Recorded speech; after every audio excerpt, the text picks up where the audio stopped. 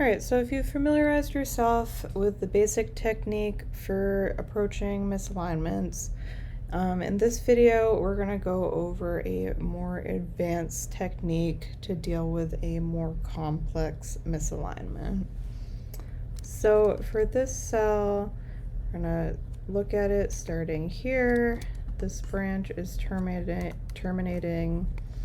You can see it's not very far from the cell body, so it should probably continue. So as usual, we're getting the fluid scroll through the slides until we get to this point, and then we're losing the continuation.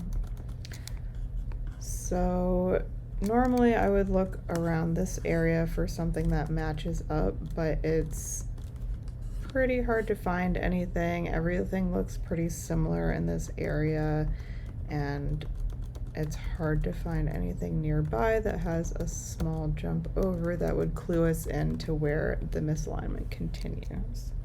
So in this case, we're going to zoom out and we're going to go down here, and we can see the edge of the data set is all the way down here.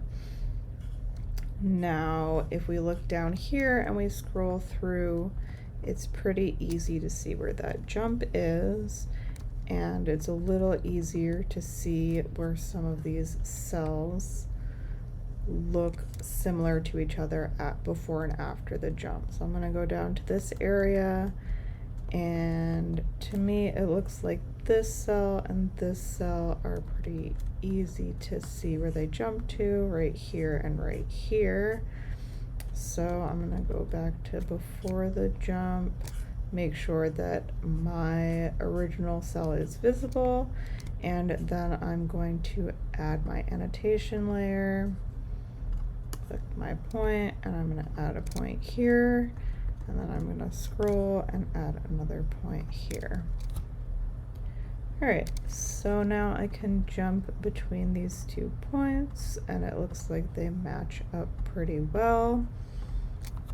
However, obviously the problem here is that our original cell is sitting somewhere up in this area and is not visible on the screen anymore.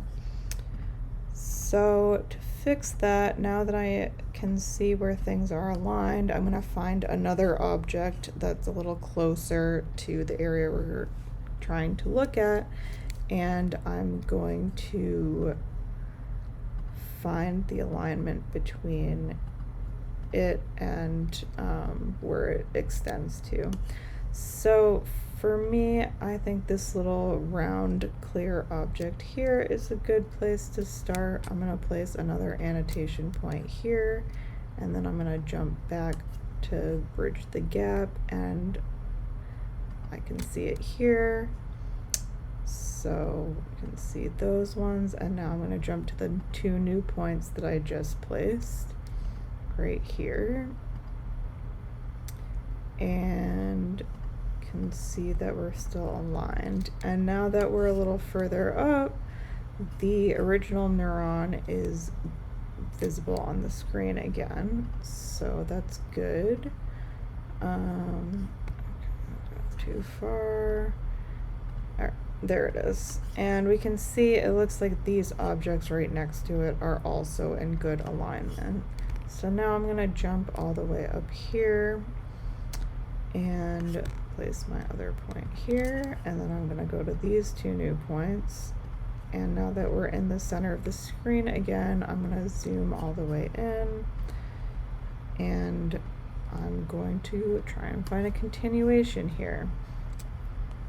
So there are a couple of various objects in this area that make it a little hard to know which one is the continuation, but I can kind of match things up. It looks like this object matches to this object.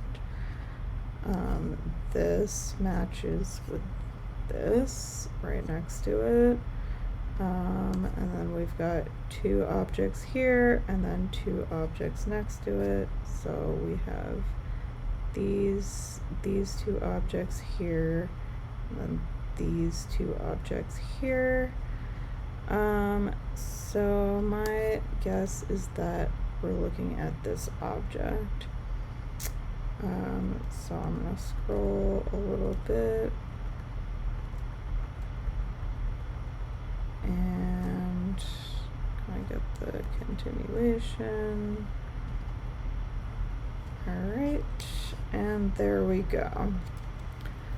Now I'm just going to take a look in the 3D and make sure that it looks good. It looks like these objects are traveling in about the same direction and they have similar structures, which makes me think that they are indeed correctly aligned.